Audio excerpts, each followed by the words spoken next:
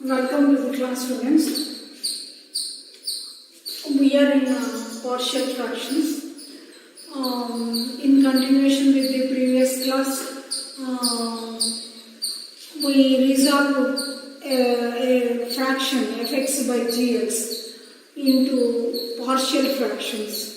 That is when gx, that is denominator, contains irreducible factors.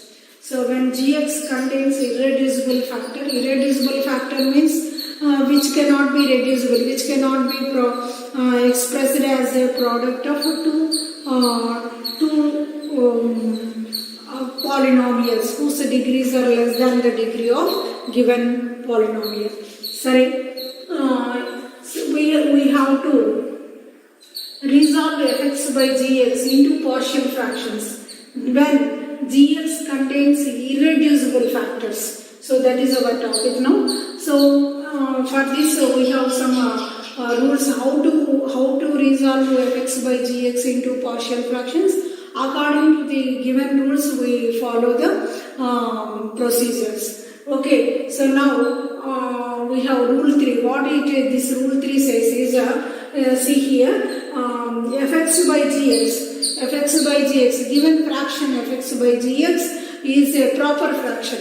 Let fx by gx be a proper fraction. Proper fraction means we know. So we discussed all these things in the previous class. So the degree of fx is less than the degree of fx is less than the degree of gx.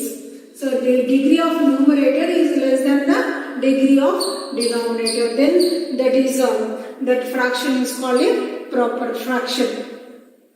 So to each non-repeated quadratic irreducible factor ax square plus bx plus c of gx, there will be a partial fraction of the form ax plus b by ax square plus bx plus c, where a comma b are real numbers to be determined. So ఈ rule ఏం చెప్తుందంటే, first of all fx by gx మీకు ఇచ్చినటువంటి fraction proper fraction అయి ఉండాలి. Proper fraction అంటే ఇందాక చెప్పాను, degree of fx is less than the degree of gx. So అలా ఉండి to each non-repeated quadratic irreducible factor of ax square plus bx plus c of gx. So ఈ gx denominator కి quadratic factor, so denominator లో quadratic factor ఉన్నట్టయితే, so ఇది irreducible అన్నట్టు. Irreducible ఎప్పుడవుతుంది? It cannot be reducible. It cannot be expressed as a product of two linear factors. So it cannot be factored. It cannot be factored. So దాన్ని irreducible factor అంటాం. So ఇటువంటి term మనకి gx లో ఉన్నట్టయితే, so there will be a partial fraction of the form ax plus b by ax square plus bx plus c, where a comma b are real numbers to be determined. This is what it says. అంటే ఇటువంటి factor కి corresponding గా మనకి ఒక partial fraction వస్తుంది. ఆ partial fraction ఎలా ఉంటుంది? ax plus b by ax square plus bx plus c form లో ఉంటుంది, where a comma b are real numbers to be determined. Okay, so this is what this is the rule 3. అంటే మనకి denominator లో quadratic irreducible factor ఉన్నట్టయితే, అంటే factorisation కానటువంటి, అంటే quadratic factor కనిపించింది అనుకోండి, దానికి b square minus 4ac less than 0 అయింది అనుకోండి, అప్పుడు ఏమవుతుంది? అది దానికి డిస్క్రిమినెంట్ లెస్ దెన్ 0 అయినప్పుడు కాంప్లెక్స్ రూట్స్ వస్తాయి, అంటే it cannot be factored in real numbers. In such cases we call this as a irreducible factor. So దానికి కరెస్పాండింగ్ గా మనం పార్షియల్ ఫ్రాక్షన్ ఈ ఫామ్ లో రాస్తాము. ax plus b by ax square plus bx plus c అని చెప్పి రాస్తాము. This is what our rule 3 says. So basing on this rule 3, so I have some examples here. So see the example. Resolve this fraction into partial fractions. What is the 2x square plus 1 by x cube minus 1? This is our fraction. Resolve this fraction into partial fraction. So దీన్ని fraction గా ఇచ్చారండి మనకి. So దీన్ని partial fraction గా మనం resolve చేయాలి. ఎలా చేస్తాము? సో ఫస్ట్ ఆఫ్ ఆల్ నేను దీన్ని తీసుకున్నాను. దీన్ని తీసుకోగానే దీన్ని అబ్జర్వ్ చేయాలి. ఏంటి ఇది ప్రాపరా ఇంప్రాపరా? చూడండి, దీని degree 2. The degree of numerator fx is 2. Degree of gx is 3. Okay, degree of f x is less than degree of దీన్ని 2, దీన్ని డిగ్రీ 3, కాబట్టి ఇది ప్రాపర్ ఫ్రాక్షన్ అని అర్థమవుతుంది. సో ప్రాపర్ ఫ్రాక్షన్ అయిన తర్వాత సో దీనికి డినామినేటర్ని చూడాలి మీరు. Denominator what is denominator? x³ - 1. దీనికి ఫ్యాక్టరైజేషన్ ఏమైనా వస్తుందా? సో దీన్ని ఫ్యాక్టర్స్గా రాయగలమా అని చెప్పి చూస్తున్నాం. సో దీనికి a³ - b³ ఫార్ములా ప్రకారం ఎక్స్పాండ్ చేశాను. So according to the formula a³ - b³, so a minus b into a square plus ab plus b square. Okay, remember the formula. I write here a³ - b³ is equal to a minus b a square plus ab plus b square. So దీన్ని base చేసుకొని నేను ఇక్కడ factorisation రాయడం జరిగింది. x minus 1 a minus b a square plus ab plus b square. So ఇలా రాసిన తర్వాత దీన్ని ఇక్కడ ఈ డినామినేటర్ని చూడండి ఇక్కడ. సో x minus 1 ఇదేమో లీనియర్ ఫ్యాక్టర్, ఇది క్వాడ్రాటిక్ ఫ్యాక్టర్. దీనికి b square minus 4ac negative వస్తుంది. సో దీని cannot be factor, it is irreducible quadratic factor. Okay, so దీనికి ఎలా పార్షియల్ ఫ్రాక్షన్స్ రాయాలి ఇక్కడ చూసాను చూడండి. సో దీని నెక్స్ట్ స్టెప్ లెటర్. సో దీన్ని తీసుకొని దీని పార్షియల్ ఫ్రాక్షన్స్ ఎలా ఉంటాయి అంటే ఈ జిఎక్స్లో 2 టర్మ్స్ కనిపిస్తున్నాయి మనకి. GX is the product of 2 factors. So కాబట్టి మనకి 2 పార్షియల్ ఫ్రాక్షన్లు వస్తాయని అర్థం చేసుకోవచ్చు. సో దీనికి సంబంధించింది ఒకటి, దీనికి కరెస్పాండింగ్గా ఇంకోటి వస్తుంది.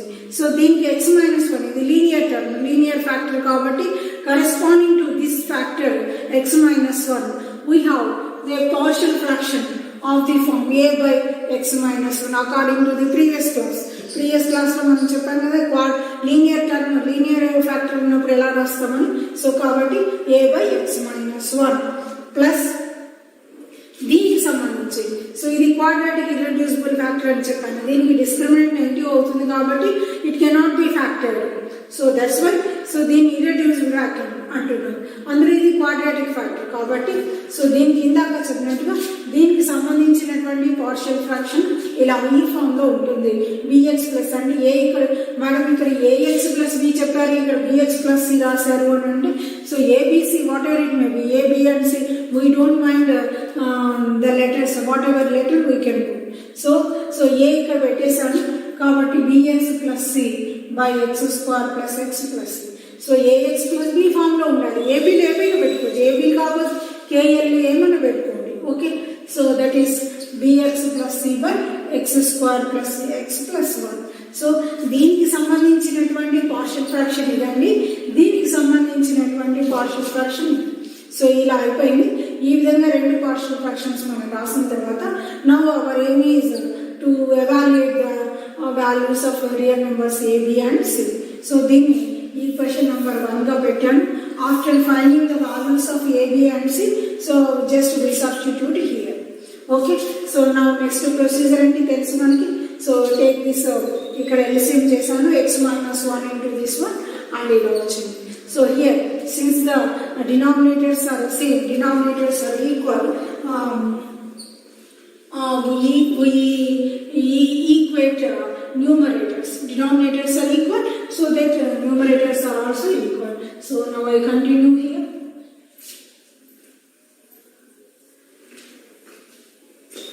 Okay, see here. I will write here. Okay, so next that implies new denominators are equal. So I write numerators are also equal. 2x square plus 1 is equal to a into x square plus x plus 1 plus bx plus c into x minus 1. So this is our equation now. So if you want you can put it as equation number 2. So now by giving different values for x, this equality is true for all real x. So if I put x is equal to 1, put x equal to 1, endu pettunnanu, if you select x as 1, this will become 0. Okay, that's why so that I can evaluate the value of a. So so X 1 పెట్టండి, ఇక్కడ 1 square అంటే 1, 1 into 2, 2 plus 1 ఎంత వస్తుందండి 3. So this is 1, 0, 0 into something we get 0.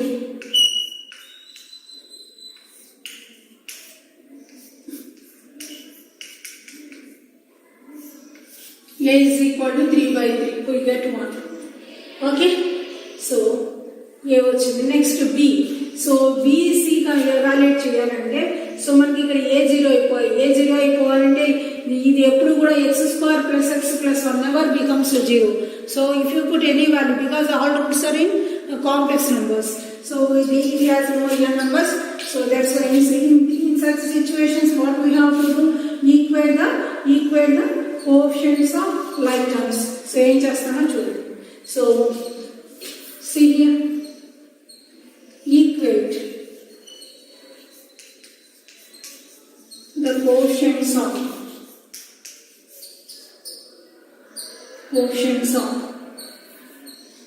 x² and constant term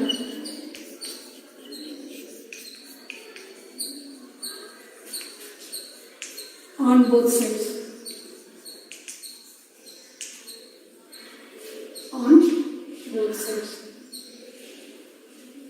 Okay, so see here, what can I write? Equate చేయండి. ఇక్కడ x² quotient చూడండి. So quotient equate the quotient of x² and constant term on both sides of 2.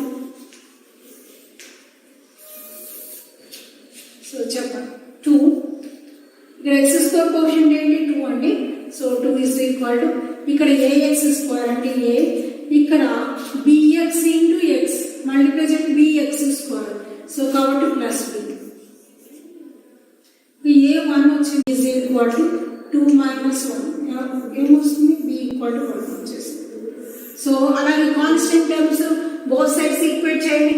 So ఇక్కడ constant term 1 ఉందండి, ఇక్కడ constant a into 1 we got a, ఇక్కడ constant term so bx² minus bx plus cx minus c into minus 1 minus c.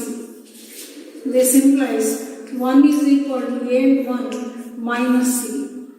This implies c is equal to 0. We got.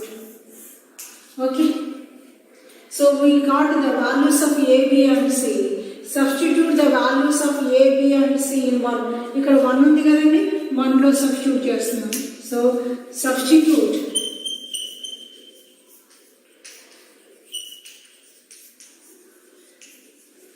the values of a, b and c in 1.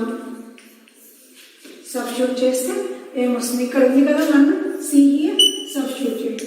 So substitute చేస్తే we get ఏమొస్తుంది, ఇక్కడ రాసిన 2x² plus 1 by x minus 1 into x² plus x plus 1 is equal to what is a? A is 1 by x minus 1 plus bx, b and 1 into x, 1x plus c 0. So 1x plus 0, x by x² plus x plus 1. Okay, so this is the partial fraction. So given partial fraction, given fraction is resolved into partial fraction. This is one partial fraction, this is another partial fraction. That is what we have. Okay, so next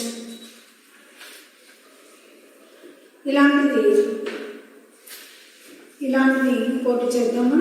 okay, so now I have another example so that I write it. Okay,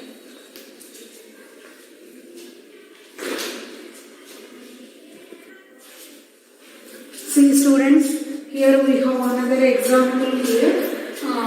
We will solve this example now. Resolve this fraction into partial fractions.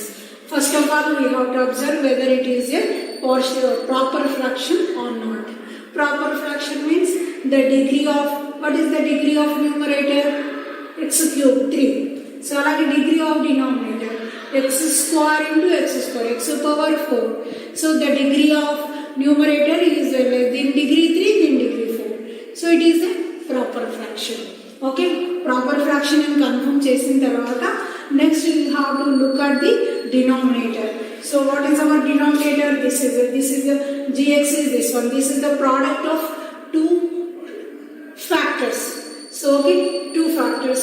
It is x square plus 2, x square plus 3. So rendu kuda quadratic factors. So ఇది x square plus 2 irreducible. We cannot factor this. So we cannot write this as a product of two terms. If you b square minus 4, yes, you can check. It is a negative. Alage, so that's why both these factors are quadratic irreducible factors. So they cannot be reducible. Irreducible means they cannot be reducible. Reducible means product of two factors, two linear terms. Okay. So kabatti, so idi వీటిని so దీనికి corresponding గా ఒక partial fraction, దీనికి corresponding గా ఒక partial fraction వస్తాయి మనకి. So ఇలా X square plus 2 into X square plus 3 ఇలా రాస్తామండి. సో దీనికి ఇప్పుడు పార్షియల్ ఫ్రాక్షన్స్ ఎలా రాస్తాము?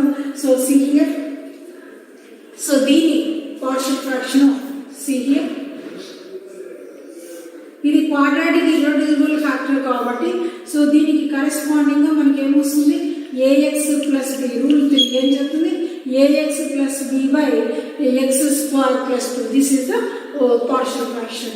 So దీనికి x square plus 3 corresponding to this factor we have another partial fraction of the form cx plus d by x square plus 3.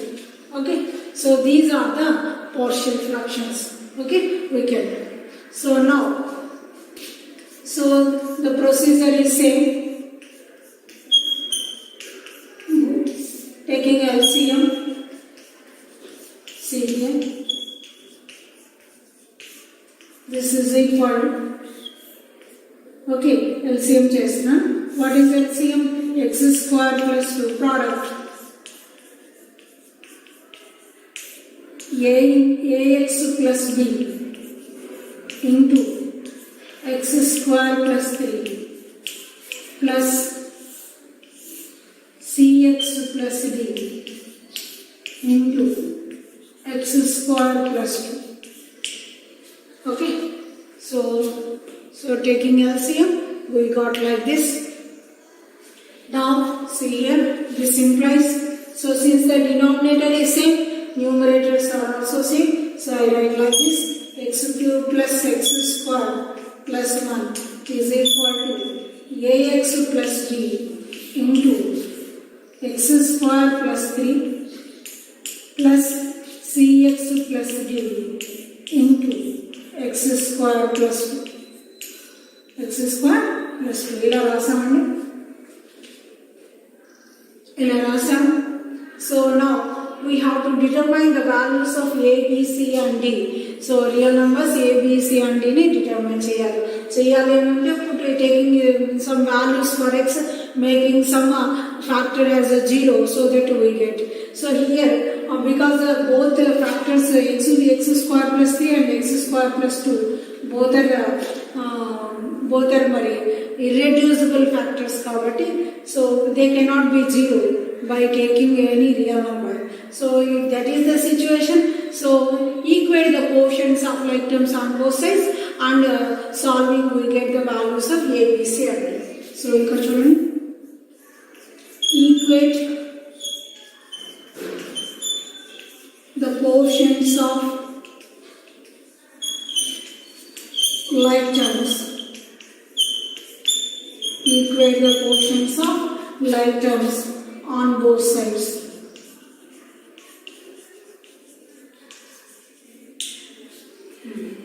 So like terms అంటే ఇక్కడ x cube ఉంది.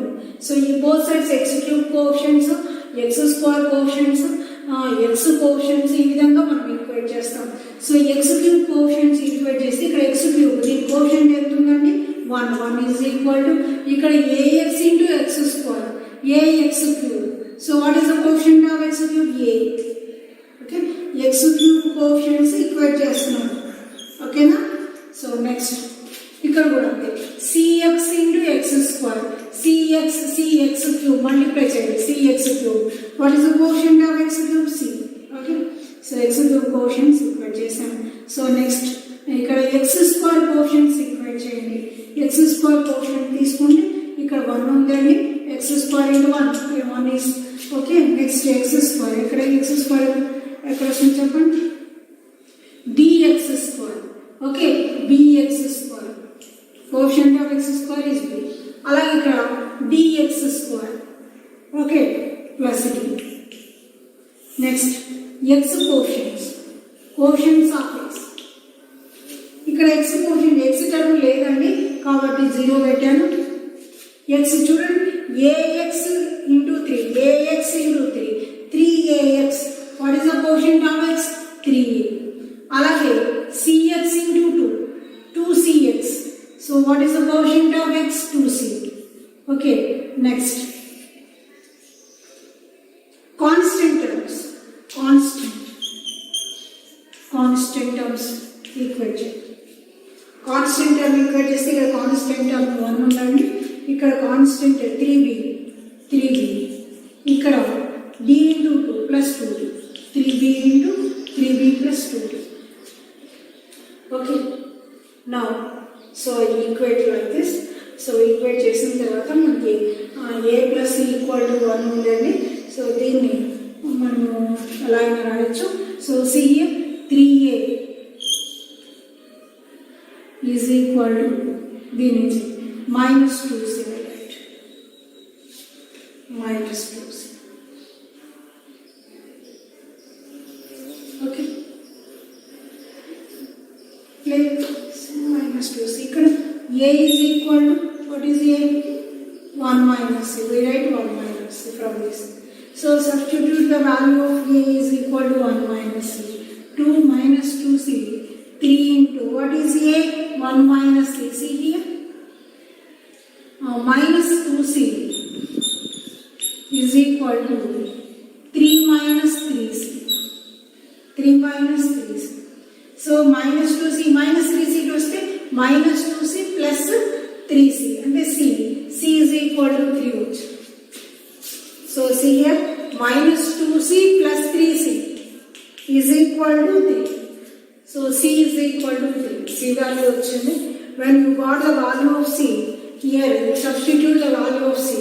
1 minus c is 3 is equal to a is equal to minus 2. 1 minus 3, a is equal to minus 2 వచ్చేసింది. Next ఇక్కడ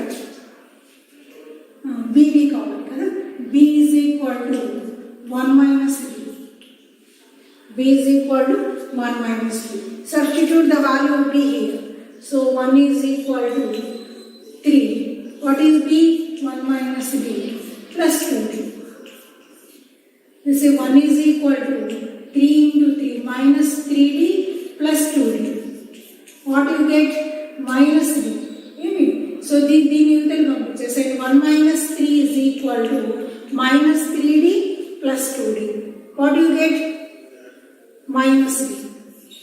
So what is the value of it? So this is 1 minus 3, minus 2 is equal to minus d. This implies d is equal to 2. D is equal to 2. Okay. So these are the values of a, b and c. చూడండి, so మీకు d వచ్చిందండి, d value ఇక్కడ substitute చేయండి. b is equal to 1 minus d. What is d? 2. So 1 minus 2, what do you get? Minus 1 is equal to b. So b is equal to minus 1. a minus 2, b minus 2, d which is c. So we got all the values of a, b, c and d. Substitute, right. Okay. So okay now, substitute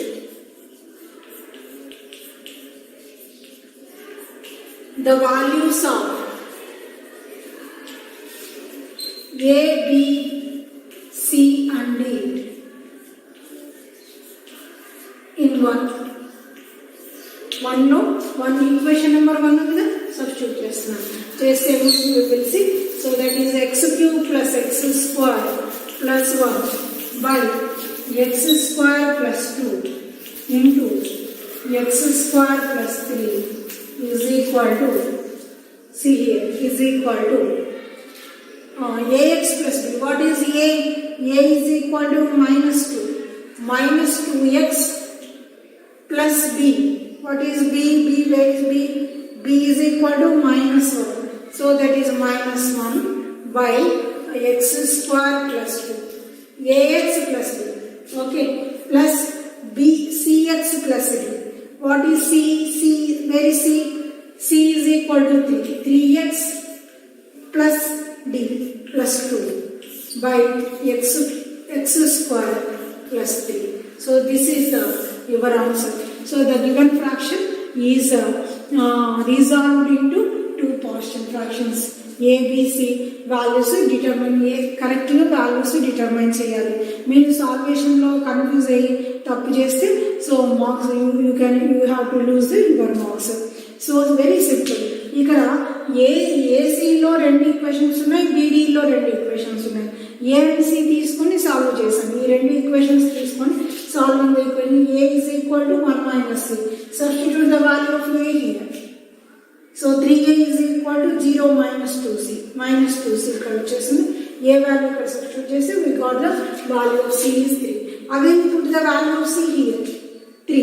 1 minus 3 minus 2. a is what is it? Similarly ఇక్కడ కూడా b is 1 minus d. Okay. b value 1 minus ఇక్కడ పెడితే మనకి d is equal to 2 వచ్చింది. d value again ఇక్కడ పెడితే 1 minus 2. We got minus 1. Thus we got all the values of real values of a, b, c and d and substitute in the equation 1 so that the given fraction is resolved into partial fractions. Okay.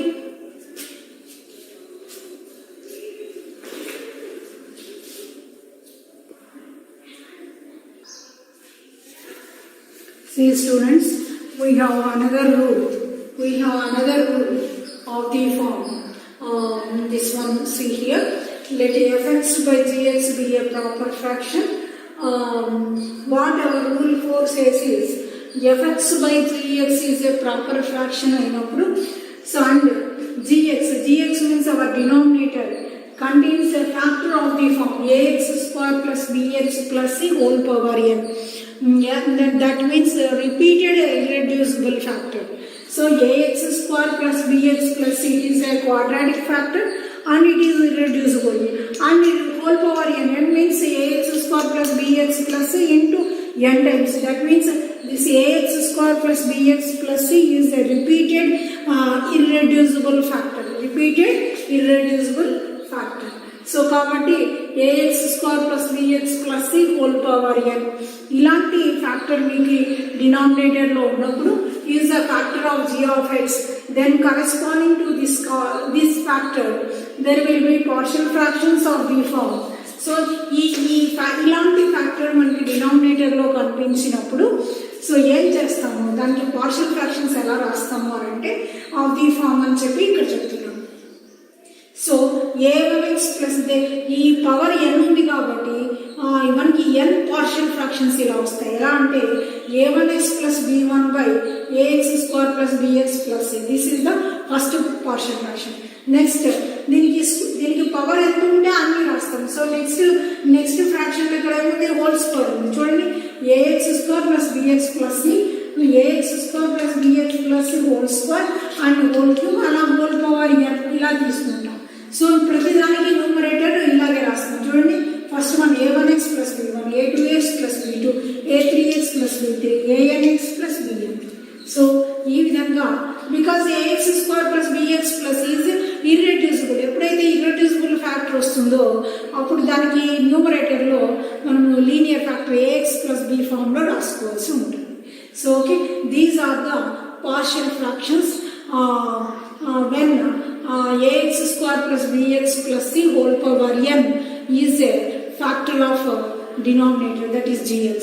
Okay, this is what rule 4 says. So rule 4 ఏం చెప్తుందంటే ఇది చెప్తుంది.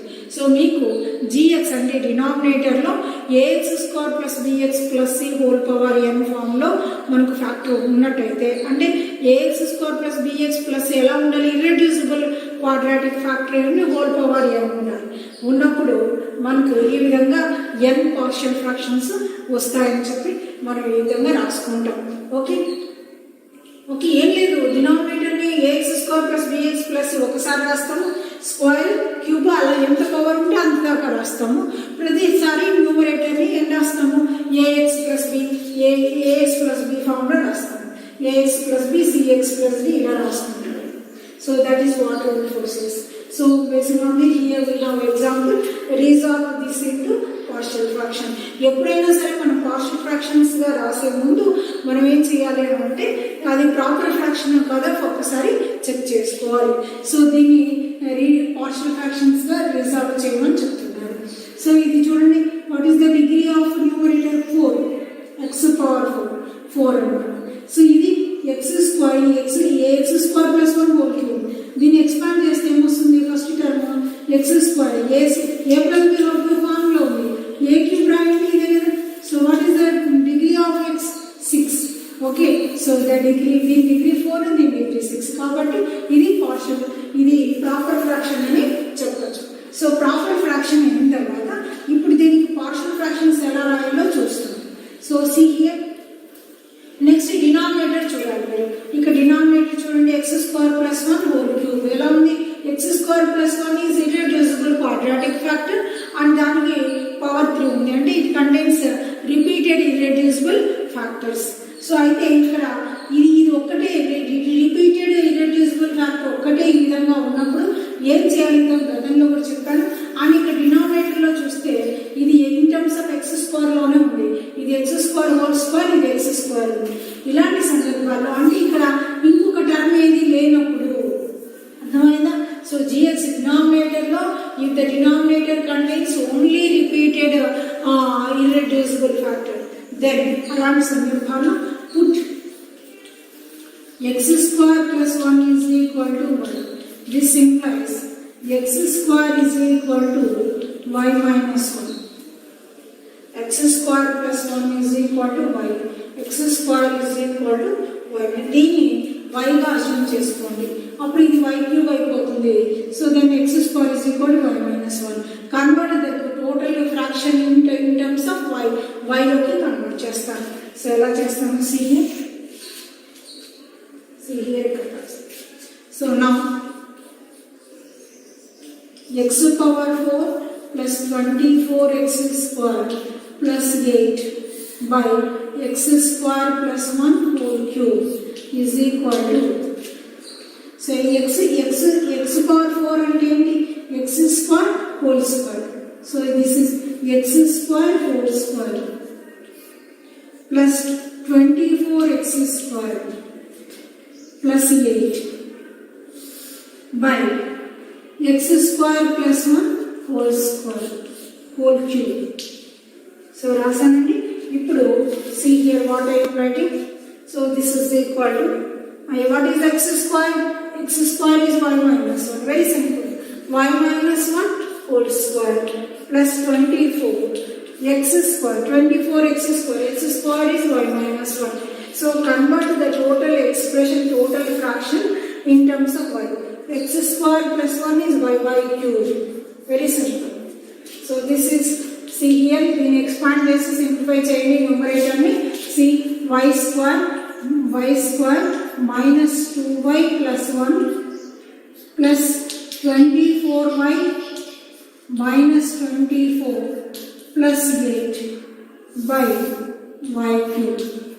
So again simplify the numerator, y². So plus 22y minus 2y plus 24. Again this 1 plus 8, 9. So okay, plus 9 minus 24, that means minus 15. Okay, minus 15. 24 minus 24 plus 9. Okay, by y³. So now split your numerator. Numerator is split cheyandi. y² by y³ plus 22y by y³ minus 15 by y³. Okay na? So after cancellation y² cancel cheyandi. 1 by y plus 22 y cancel చేస్తే y square minus 15 by y cube. Okay na? So that is equal to ఇప్పుడు y, what is our substitution for y and x square plus 1 దాన్ని substitute చేస్తే అయిపోతుంది. So now I am substituting here, see here, that is equal to 1 by x square plus 1 plus 22 by x square plus 1 whole square minus 15 by x square plus 1 whole cube. That's all. So this is your answer. So your given fraction is converted, is resolved into partial fractions. Minus 24 plus 8. Okay.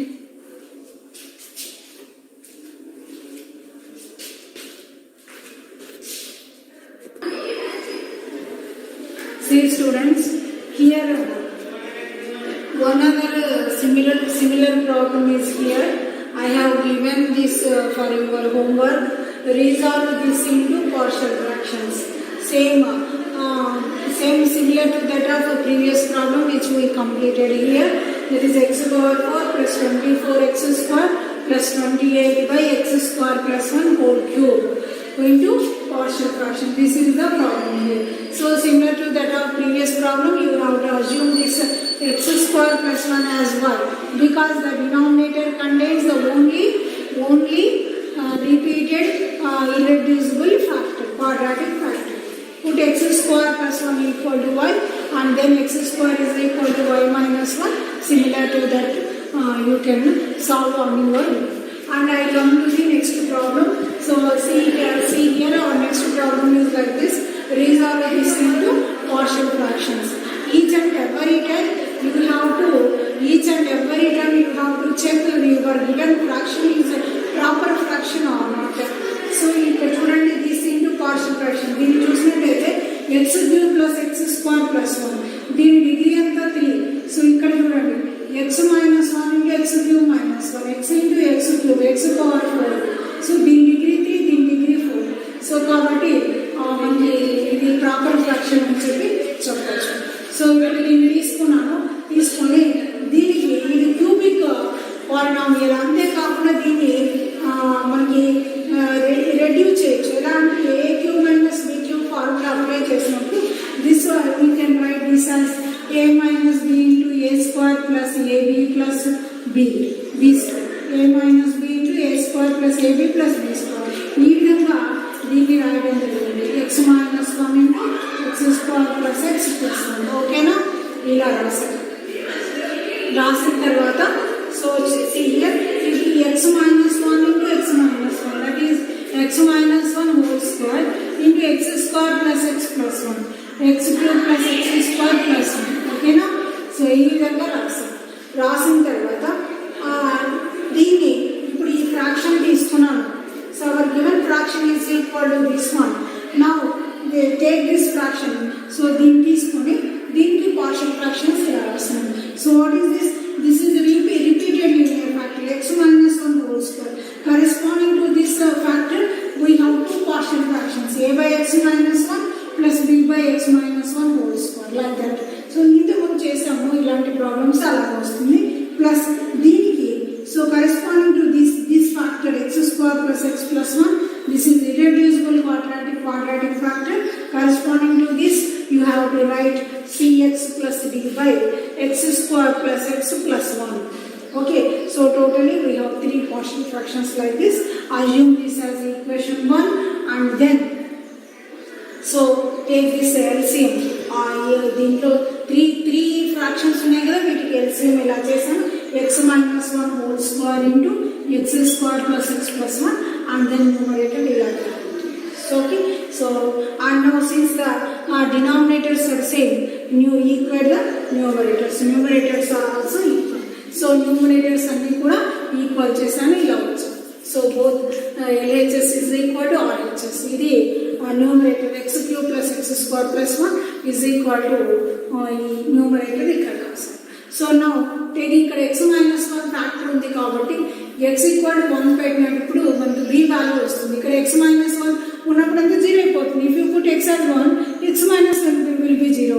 0 into something will get 0. So that's why I put x is equal to 1. Substitute చేస్తే ఇందులో ఏమవుతుంది 1 cube plus 1 square plus 1 అంటే 3 వస్తుందండి. 3 is equal ఇక్కడ x minus 1 ఉంది, this will become 0 and ఇది మొత్తం 0 అవుతుంది, అలాగే ఇది కూడా 0 అవుతుంది ఇక్కడ.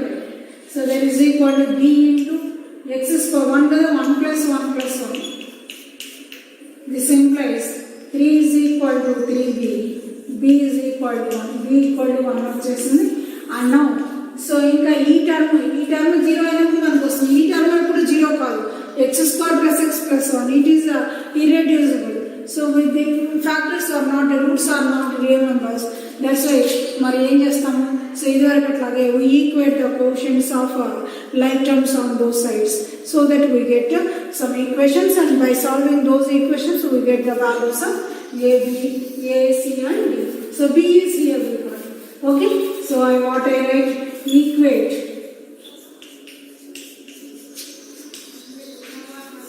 the quotients of like terms on both sides. Equate the quotients of like terms on both sides. So in చూద్దామా, so x cube quotients equate చేస్తాము. x cube quotients equate చేస్తే మనకి ఏమొస్తుంది, both sides x cube quotients తీసుకోండి. ఇక్కడ 1 అండి, ఇక్కడ a into x into x square, we got a x cube, that is a వచ్చేసింది. ఇక్కడ b రావటండి, cx into దీన్ని ఎక్స్పాండ్ చేయండి. దీన్ని ఎక్స్పాండ్ చేసుకుంటే మనసులో x square minus 2x plus 1 వస్తుందండి. cx into x square, cx cube. The quotient of x cube is c, a plus c. Okay, so this is x cube quotient ఇలా వచ్చింది. అలాగే x square quotient తీసుకోండి. x square quotient equate చేస్తే ఏమొస్తుంది, ఇక్కడ x square quotient 1 అండి, ఇక్కడ x square చూద్దాం. So a minus 1 into x square, what do you get? Minus 1 x square minus a x square, that is minus a. ఇక్కడ a x square, okay, x into x square plus a x square minus a plus a, you got a 0, so that is 0. Okay, ఇక్కడ x square quotient plus b, ఇక్కడ x square quotient చూడండి, cx into minus 2c x square అంటే minus 2c, d into x square dx square plus d. ఇవి రెండు కూడా multiply చేస్తున్నాను. cx minus 2c x square minus 2c plus d into x square d. ఈ విధంగా రాసుకోవచ్చు. ఇక్కడ ఏ క్యాన్సిల్ అయిపోతుంది, this one is equal to b minus 2c plus d. Okay, ఇప్పుడు b వాల్యూ మీరు ఇక్కడ b వాల్యూ ఉంది కదా, b వాల్యూ ఇక్కడ సబ్స్టిట్యూట్ చేస్తే 1 is equal to 1 minus 2c plus d. So 1 gets cancel, 1 యూటల్ తీసుకొస్తే క్యాన్సిల్ అయిపోతుంది, అండ్ 2c యూటల్ తీసేయండి. So 1 gets cancelled, this implies 2c is equal to d. This is one more relation between the b, c and d. ఇప్పుడు x కోషెంట్స్ కూడా మనం equate చేయొచ్చు, లేదా constant terms కూడా equate చేయొచ్చు. సో కొన్ని కాన్స్టెంట్ టర్మ్స్ తీసుకున్నాం.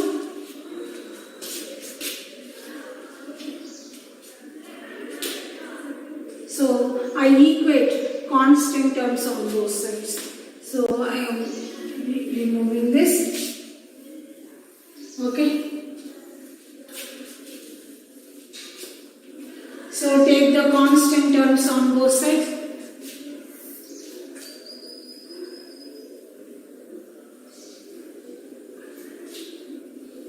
Constant terms equate చేస్తే ఇక్కడ LHS లో కాన్స్టెంట్ టర్మ్ 1 ఉండండి, ఇక్కడ 1, ఇక్కడ -1 into 1 -1 into a minus a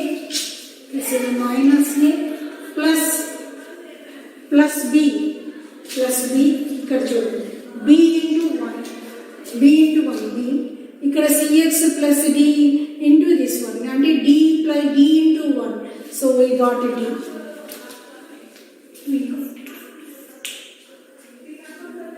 Okay, so this implies 1 is equal to minus a plus b. What is your b? B is equal to 1 substitute cheyandi plus d. This implies, okay, so 1 gets cancelled, the 1 gets cancelled, minus a is equal to d. A is equal to d. Okay, a is equal to d వచ్చింది, d is equal to a, so d is equal to a, ఇక్కడ d is equal to a substitute చేయండి, d ఇక్కడ ఇందులో substitute చేయండి, d is equal to a, so this is 1 is equal to d. A is d రాసాను, a is d రాసాను plus c. What is c? C is equal to d by 2. C is equal to d by 2 కదా, so d by 2 substitute చేయండి. So this is 1 is equal to 1 plus alpha 3d by 2d. D is equal to, so 2 by 3 we got. So whenever we got d వచ్చేసింది, so దీని నుంచి c వస్తుంది. So what is d equal to a? This implies a is equal to d. A is also 2 by 3. So now our d is here 2c. So when we see and this implies our c is equal to d by 2 అంటే 1 by 2 into d. What is our d? 2 by 3. Okay, so see this implies c is equal to 1 by 3. So we got all the values. So b is here, b is equal to 1 and a is 2 by 3, a equal to d. D is here 2 by 3 and c is equal to 1 by 3. So we got all the values a, b, c and d. Substitute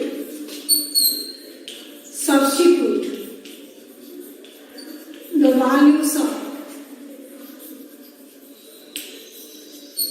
a, b, c and d in 1 లో substitute చేస్తున్నాను, చేస్తే ఏమొస్తుంది చూడండి.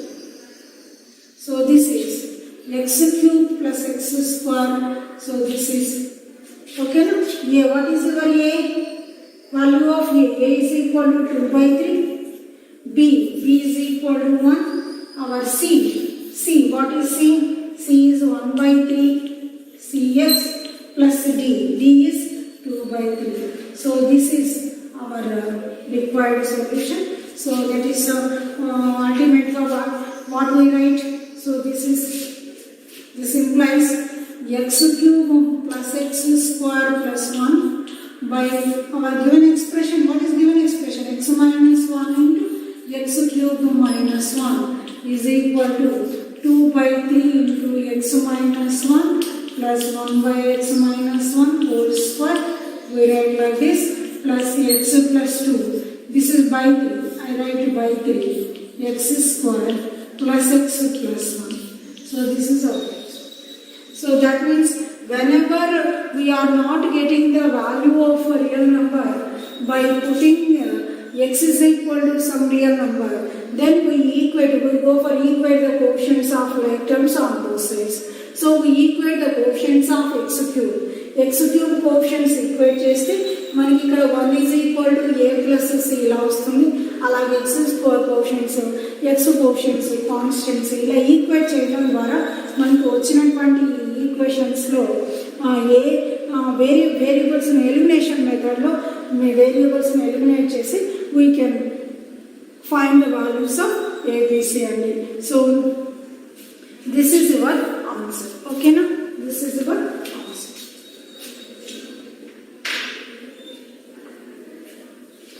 Okay,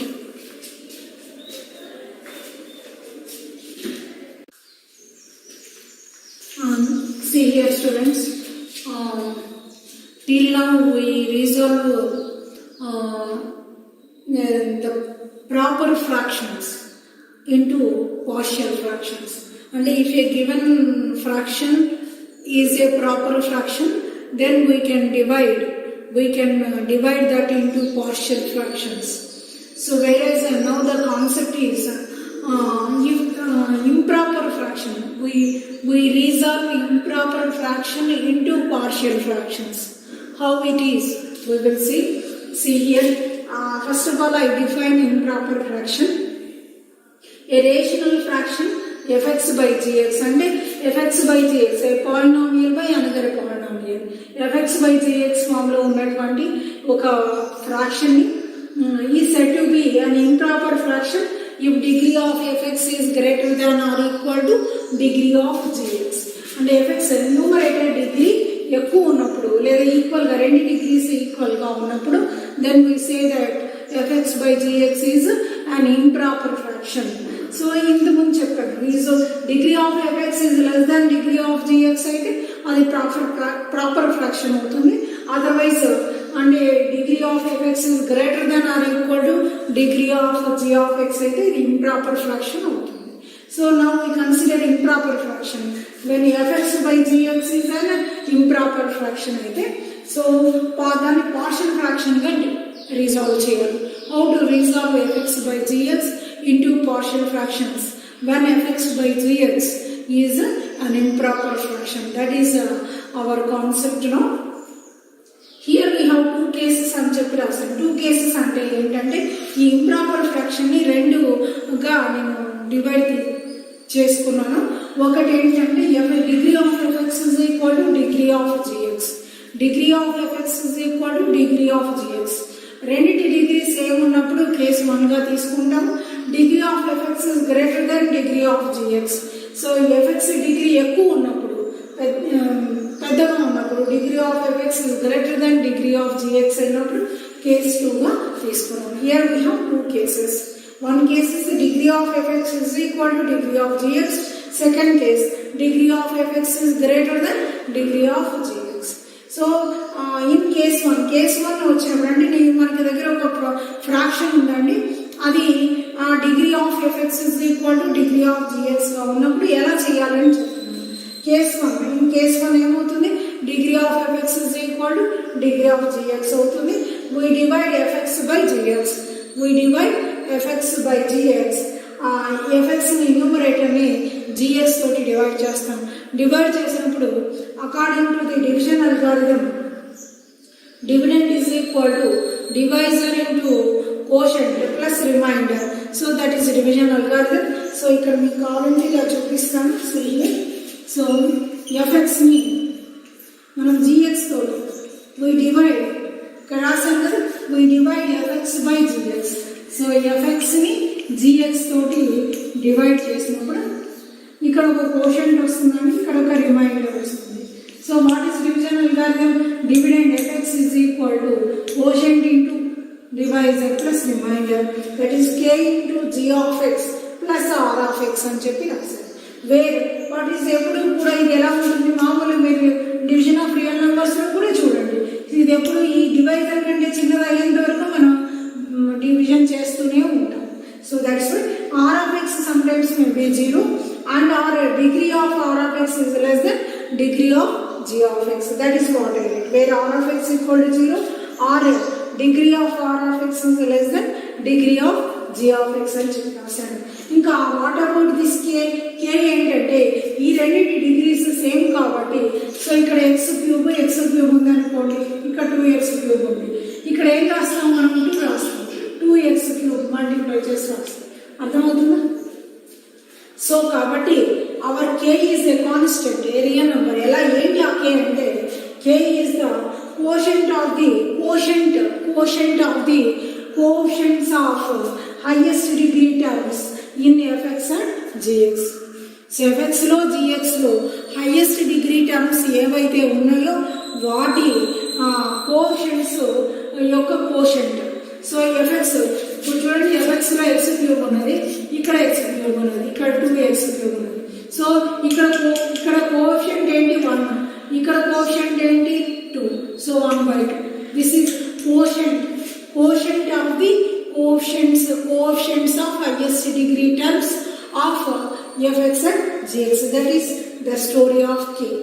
K is quotient of the coefficients of highest degree terms in fx and gx. That is what we have. Okay.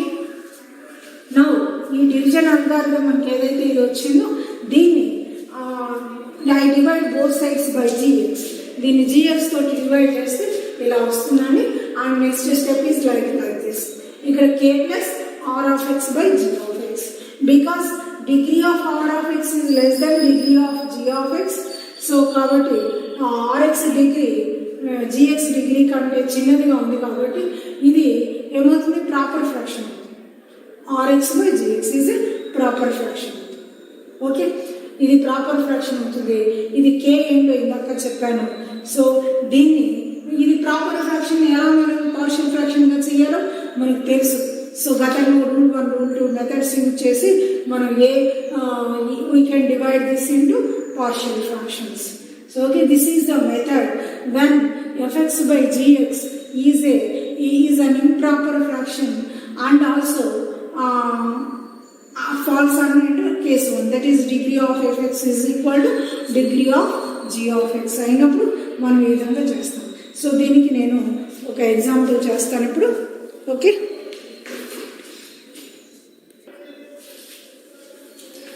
see the example here. See the students. So our problem is now that is resolve this fraction into partial fraction. So see the fraction what I write here, x cube by 2x minus 1 into x minus 1 whole square. We have to resolve this into partial fraction. So first of all we have to check whether it is proper or improper. So in this the degree of fx is cube. Numerator degree ఏంటి x cube ఉన్నది. So దీని degree ఏంటి 3. So ఇక్కడ చూడండి 2x, ఇక్కడ దీన్ని expand చేస్తే ఏమొస్తుంది, x square minus 2x plus 1. What is the highest degree term? X square and multiplied with 2x. 2x into x square, 2x cube. So దీని డిగ్రీ 3, ఇక్కడ కూడా డిగ్రీ 3. ఓకే, సో అందుకని ఇక్కడ రాసాం చూడండి. Here degree of fx is equal to degree of gx. fx by gx form లో ఉంది. Degree of fx ఏంటి 3, డిగ్రీ ఆఫ్ gx కూడా 3 నే ఉంది. So degree of fx is equal to degree of g of x. Therefore this is an improper fraction. ఇది improper fraction.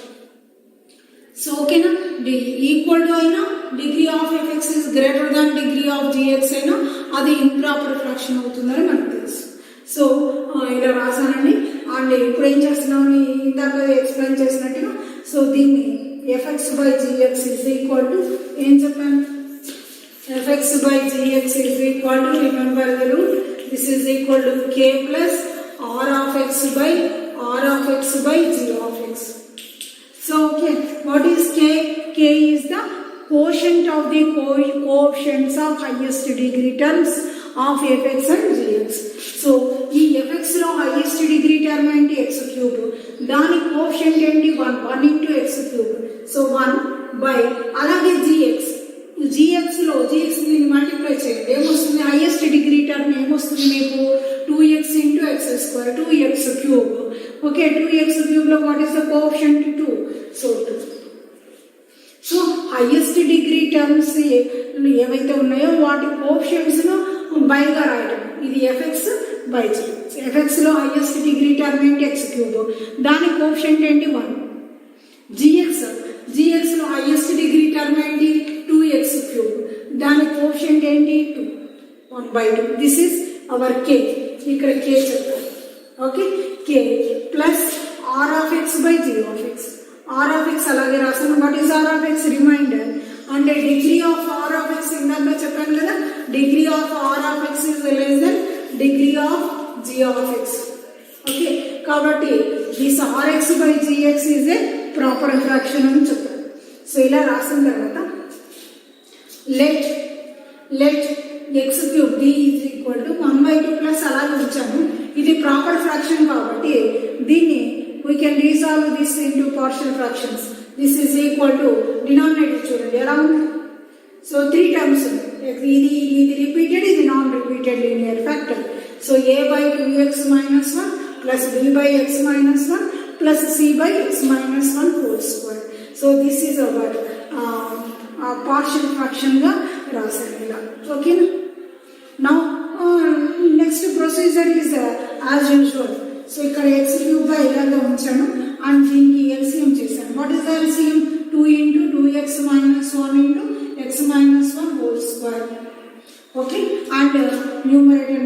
2తో by చేస్తే 2 cancel అవుతుంది, ఇదంతా కూడా ఇక్కడ వస్తుంది. అలాగే ఇది సో 2x - 1 గెట్స్ క్యాన్సిల్. అలా మొత్తం ఎక్స్చేంజ్ చేశాను. నా ఇక్కడ మీరు ఒక చిన్న విషయాన్ని గమనించాలి, ఇక్కడ చాలా తప్పు చేసే అవకాశం ఉంది. సో ఇక్కడ 2 ఉంది కదా, ఇక్కడ 2 వచ్చింది కాబట్టి 2. ఇక్కడ ఏముంది యాక్చువల్గా, సో దిస్ ఈజ్ మనకి ఇది ఉంది. సో డినామినేటర్స్ రెండు ఈక్వల్ అవ్వాలంటే ఇక్కడ 2 ఉంది కాబట్టి ఇక్కడ కూడా 2 మల్టిప్లై చేస్తున్నాను. ఇక్కడ డినామినేటర్లో 2 పెట్టాను కాబట్టి ఇక్కడ 2x 2 okay.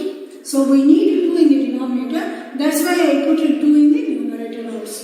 Okay, now the two denominators are equal and we equate, so numerators are also equal. Numerators rendu kuda equate chesaru 2x to like that. Okay, now by taking suitable values for x we have to find the values of a, b and c. So see here, so em chestanu, put x is equal to 1. So x 1 పెట్టు, దీన్ని 2 ఇస్తాను. So equation put x equal to 1 పెడితే ఏమొస్తుంది, 2 is equal to 1. So ఇది 0 అయిపోతుంది, ఇది 0 అయిపోతుంది, ఇది వస్తుంది. So that is 2c into 2 into 1 minus 2 into 1 అంటే 2 minus 1. So 2 will get cancelled. Whether 2 is equal to 2 minus 1, what you get 1? 2c. So c is equal to 1. So we got the value of c. And 2x minus 1 0 అవ్వాలంటే, so see here, put x is equal to 1/2. x 1/2 పెట్టండి, ఏమొస్తుంది 1 minus 1 0 అవుతుంది. So అందుకని I select x is equal to 1/2. So what is LHS? 2 into x cube 1/2 whole cube is equal to 2x cube is equal to, so this will become 0, this. So we got a, ఇది వస్తుందండి. So this is a 2a into x and half minus 1 whole square. So 2 we can consider 1/8 is equal to a into this is minus of whole square. So this implies ఇది 4 అవుతుందండి. 4 by 4/8 1/2 is equal to a. So a is equal to 1/2. Okay, so you see here, so 1/8 is equal to a by 4. A is equal to 1/2. So I got the values of a and c. In order to get the value of b రావాలంటే we have to, మనకి ఎందుకు b రావట్లేదు, x 1 పెట్టినప్పుడు ఈ term 0 అయిపోతుంది, half పెట్టినప్పుడు ఈ term 0 అయిపోతుంది. So we equate the coefficients of, we equate the constant terms. We equate the constant terms on both sides. Okay, we equate the constant terms on both sides.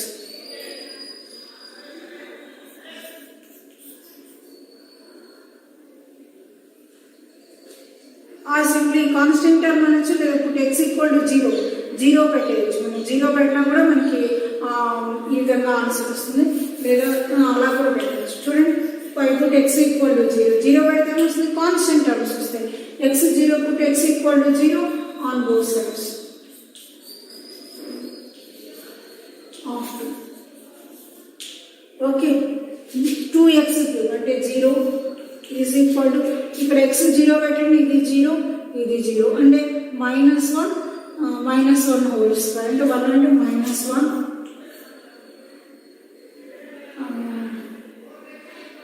Plus 0 పెడితే plus 2a, x 0 పెడితే -1 1 plus 2b, ఇది 0 by x 0 పెడితే -1 into 2c -2c. So this is -2c. So you can put ABC values. So this is -1 into 1 and is equal to 2 into a plus b plus c minus c. This is 1/2 is equal to a plus b minus c. So So what is A? Half. So half is equal to half plus B. What is your B? B we have to find, and minus A. This is minus 1. Okay. Half of gets cancelled. B is B minus 1 equal to 0. B is equal to 1 we get. B is equal to 1 we get. Substitute the values of A, B, C involved. Okay. Substitute the values of A. So ఏం లేదండి. So ఈ denominators రెండు equate చేసుకునేటప్పుడు you should be very careful. Here you have to multiply by 2 denominator and numerator, so that the two denominators will be equal, and now you can equate, you can take numerators are equal and you have to take ఇక్కడ corresponding మనకి terms ఇక్కడ ఏ terms ఏ factors కనిపిస్తూ ఉంటాయో x-1 ఇలా linear factors అవి 0 అయ్యేటట్టుగా మనం x values తీసుకోవాలి. So put x equal to 1 తీసుకున్నాను. ఎందుకు 1 తీసుకున్నాను? ఇక్కడ x-1, if you take x as 1 this will become 0. So ఆ విధంగా అన్ని 0 అయిపోయి మనకు c ఈక్వల్ టు 1 వచ్చింది. అలాగే హాఫ్ తీసుకున్నాను. ఇక్కడ x ఈక్వల్ టు హాఫ్ తీసుకున్నప్పుడు 2x minus 1 will be 0. So సిమిలర్గా I got the value of a. And x 0 తీసుకున్నప్పుడు మనకు కాన్స్టెంట్ టర్మ్స్ వస్తాయి. ఆ విధంగా నేను చేశాను. Okay. Substitute. Okay. Substitute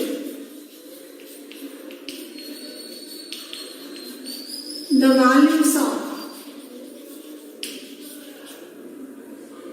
A, B and C in 1. Substitute చేస్తాను. అనండి ఇక్కడ ఈక్వేషన్ ఉందండి, సబ్స్టిట్యూట్ చేస్తున్నాను. x cube by 2x minus 1 into x minus 1 whole square is equal to 1 by 2 plus what is A? 1 by 2. A is 1 by 2 into 2x minus 1 plus B. What is B? B is 1. 1 by x minus 1. C is 1 by x minus 1 whole square. So this is your answer. This is your answer. A 1 by 2, B equal to 1, C equal to 1. So okay, now this is the method how to resolve an improper fraction into partial fractions when degree of fx is equal to degree of g of x. Okay, so next, when degree of fx is greater than degree of gx, in that case we will discuss in the next class.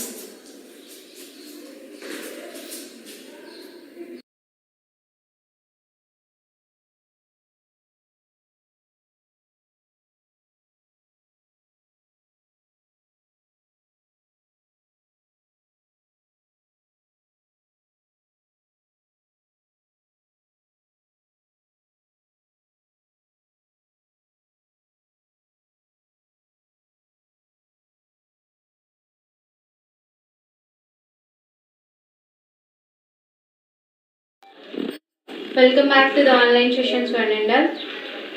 So in our last session we discussed the reactions of alcohols which involves the cleavage of OH bond. Now here in this session we are going to discuss about the reactions involving the cleavage of CO bond in alcohols. Already we know that. So what is the formula of alcohols? The general formula of alcohols is nothing but ROH. R is any alkyl group, means in this we have, this is the general formula, in this we have OH bond as well as a CO bond. In some cases, based on the reaction situations, in some cases this OH bond will cleave, and in some cases, in some reactions this CO bond will cleave. So which cleavage will occur? Either OH cleavage or CO bond cleavage. That depends on the reaction situations. Now, in our last session already we discussed the reactions which involves the cleavage of OH bond.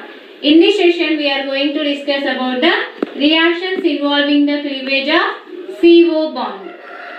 The reactions involving the cleavage of CO bond. So, we are discussing about both alcohols and phenols now. So, the cleavage of CO bond, it occurs only in case of alcohols mainly. In case of phenols, it occurs only when it reacts with the zinc. In alcohols, generally in alcohols, CO bond will occur, but in the case of phenols, the CO bond cleavage will occur when it reacts with the zinc. Just we are going to discuss now. Let me take one example. Main reaction where the CO bond will cleave in case of alcohols. When it reacts with hydrogen halides. When alcohols react with hydrogen halides, then which bond will cleave? The CO bond will cleave that. So what is happening here means, when this alcohol, this is the general formula of alcohol. When this alcohol react with this hydrogen halide, then what will get? Will get the corresponding alkyl halide plus water. So here what is happening here? This halide, it replaces the OH group. See here, ROH becomes RH. ROH becomes RX. Means here the OH group is replaced by halide.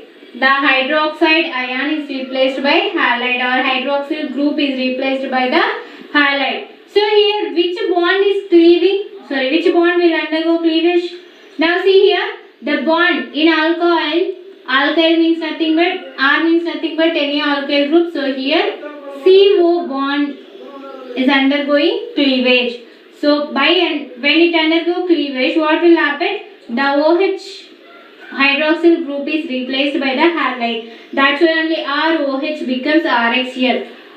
Alcohol becomes alkyl halide. So when alcohols react with hydrogen halides, then which bond will undergo cleavage?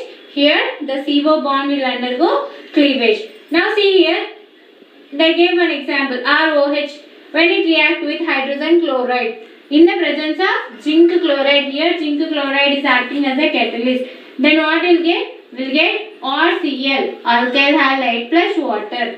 Now let me take one example. For example, take it as methyl group. When we take methyl group, what is happening? CH3OH. I am writing for our understanding purpose. I am writing like this. CH3OH. When it reacts with the HCl, what will happen? See here, the bond which is in between carbon and oxygen undergo cleavage. So here, in this HCl, always Cl comes out in the form of H minus. So here, which cleavage will occur? Heterolytic cleavage will occur. This OH minus.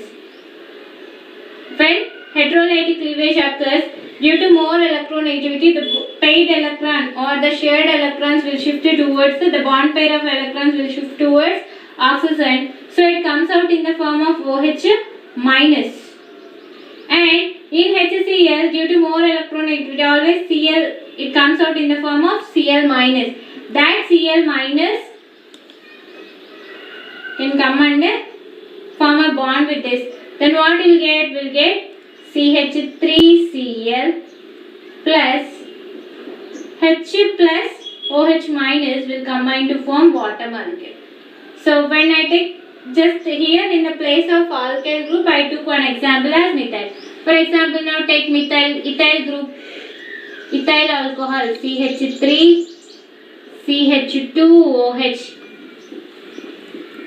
plus HCl. The same thing, here this bond will undergo cleavage, bond shift towards oxygen, OH comes out in the form of OH minus and Cl comes out in the form of Cl minus.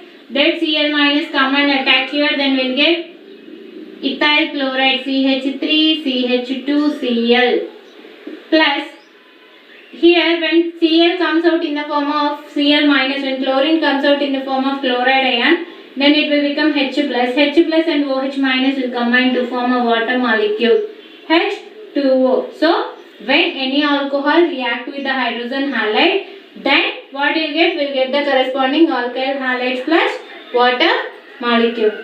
Next, one more example, ROH plus sodium bromide in the presence of sulfuric acid. Then what will get? Will get alkyl bromide plus sodium sulfate plus water. See here, already we have three types of alcohols. We know that primary alcohols and secondary alcohols and tertiary alcohols. So primary alcohols means what? the alcohols in which the OH group is attached to the carbon with only one substituent. Secondary means the alcohols in which the OH group is attached to the carbon with the two substituents. Tertiary alcohol means nothing but the reactions in which the alcohols in which the OH group is attached to the carbon with the three substituents. Now see here, in case of primary and secondary alcohols, the reactions of primary and secondary alcohol with the H6, they occur in the presence of zinc chloride. So when primary and secondary alcohol, when they are reacting with this hydrogen halide, then the zinc chloride should act as a catalyst. They will occur in the presence of that catalyst, that is nothing but the zinc chloride. So the primary alkyl halides and secondary alkyl halides, to form the primary and secondary alkyl halides, from these alcohols we need to use zinc chloride as a catalyst. Next, in case of tertiary alcohol, that reaction is conducted just simply by shaking it with concentrated HCl at a room temperature. So when we compare primary, secondary and tertiary alcohols, for the reaction of primary and secondary alcohols with hydrogen halide, we need a catalyst, that is nothing but zinc chloride. But in the case of tertiary alcohols, no need to use of any catalyst. That reaction just it occurs by simply shaking the alcohol with the concentrated HCl. Simply we have to shake the alcohol with concentrated HCl at room temperature itself. It can form the corresponding hydrogen halide. So this is the reaction of which one? Alcohols with the hydrogen halides. Next, alcohols. Already I told you, we have three types: primary, secondary and tertiary alcohols. How can we distinguish them? Which is primary alcohol, which is secondary alcohol and which is tertiary alcohol? Those three alcohols can be distinguished them, or we can easily identify them by using Lucas reagent. So what is Lucas reagent?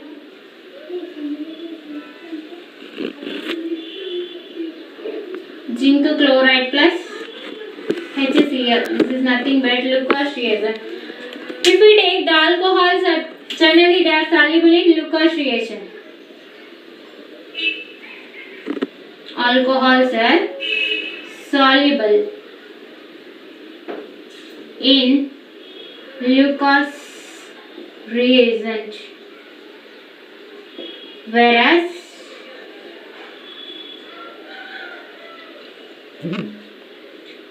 alkyl halides are immiscible. Alkyl halides are immiscible, means they don't dissolve and produce turbidity in the solution, and they produce turbidity.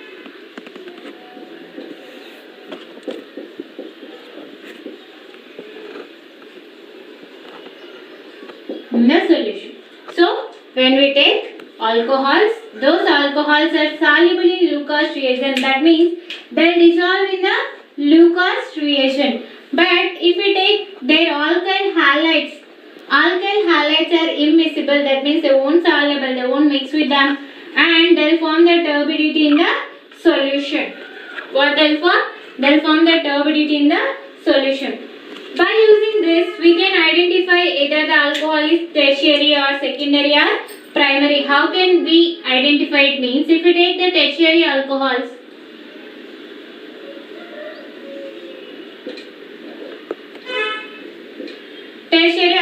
already we came to know that up to now we discussed that when alcohol react with hydrogen halide, what they'll get? They'll give us the corresponding alkyl halides and water molecule. Now here if we take this tertiary alcohol, it produces turbidity immediately. Produce turbidity immediately. So in case of tertiary alcohols, what is happening? When it reacts with this hydrogen halide, when the hydrogen halide formed here, tertiary halide formed, then what will happen means it produces the turbidity immediately. In case of secondary alcohols,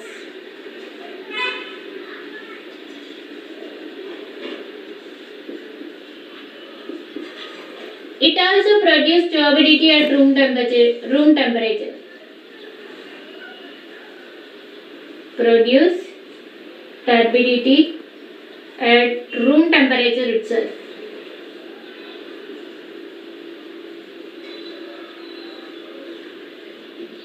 Whereas if you take primary,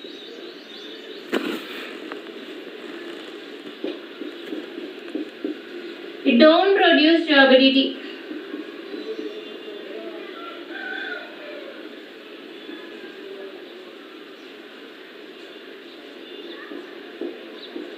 Don't produce turbidity at room temperature.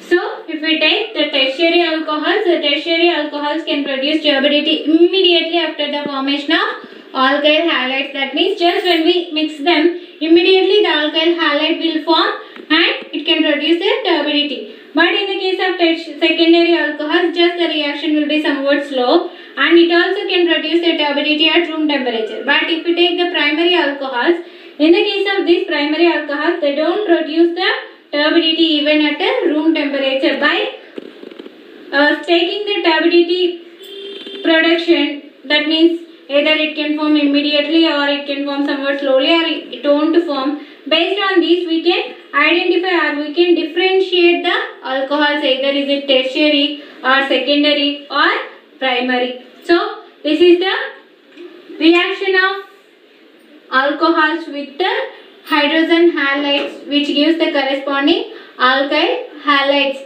So in this reaction, which bond is undergoing cleavage? The bond between carbon and oxygen is undergoing cleavage.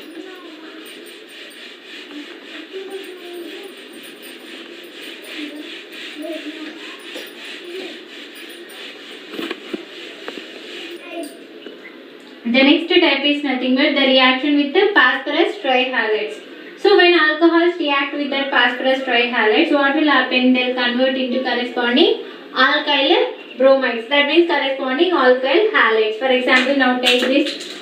So 3 moles of ROH, 3 moles of alcohol, when it reacts with that PX3, phosphorus trihalide, any halide we can take here, then we can get the corresponding alkyl halide plus phosphorus acid. Now here they took one example. See, ROH plus one halide, they took pentaphosphorus pentahalide. When it reacts with this, then what we'll get? We'll get the corresponding alkyl halide. So here also which bond is undergoing cleavage? Here the bond which undergo cleavage in alkyl group, which carbon bond? So carbon.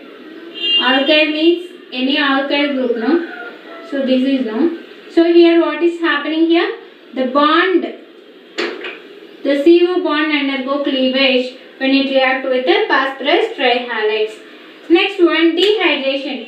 Dehydration, the name itself indicating that hydration means nothing but water. Dehydration means nothing but removal of water. Removal of water molecule.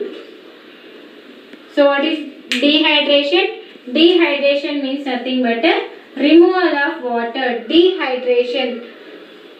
In summer also, we also suffer from dehydration. No, so dehydration, that means water content will become less. Removal of water means nothing but a dehydration. So when alcohols undergo dehydration in the presence of a protic acid which can produce as the protons, then what will happen? Corresponding alkenes will form by corresponding alkenes will form. So when alcohols undergo dehydration in the presence of a protic acid, then they can produce as the alkene. So this is one of the best method to prepare alkene. So alcohol, by dehydration of alcohols we can get the alkene. See here, they took one alcohol and when it reacts with this in the presence of a protic acid, then what will happen?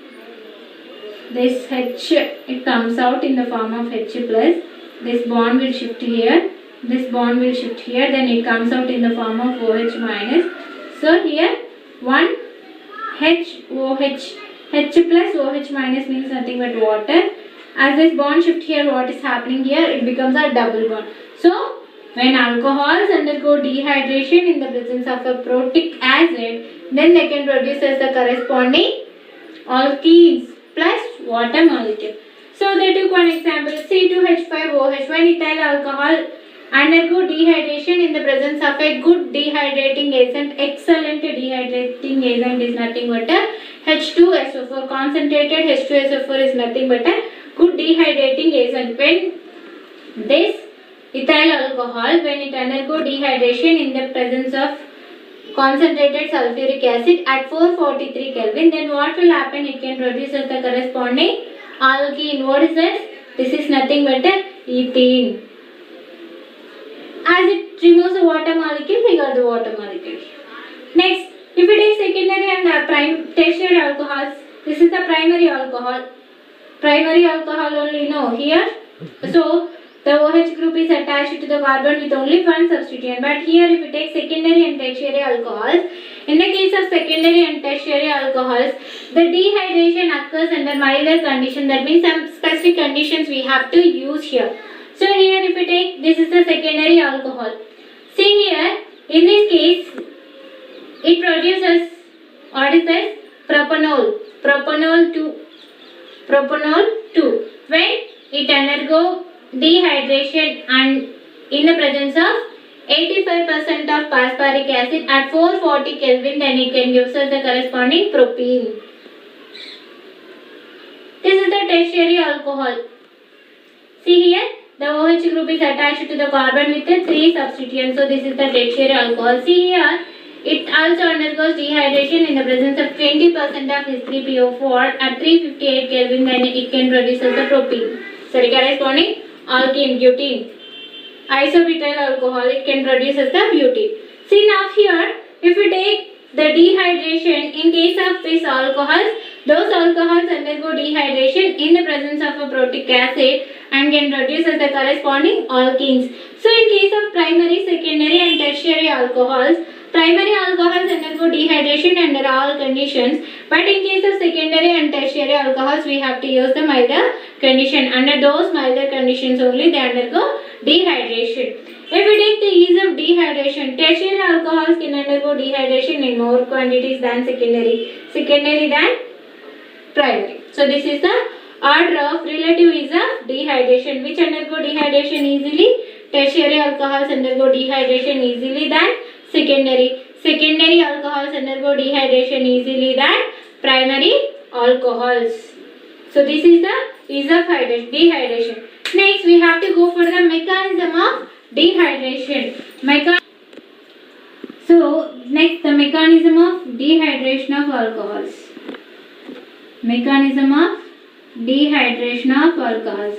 Now if we take here the dehydration of alcohols, the mechanism of alcohols, it occurs in 3 steps. Step 1, formation of protonated alcohol. Step 2, formation of carbocation. Again in step 3, formation of alkene. So dehydration, already I told you, water molecule will be removed from the alcohol to form a alkene. So ROH plus it occurs, it undergo dehydration in the presence of a protonic acid.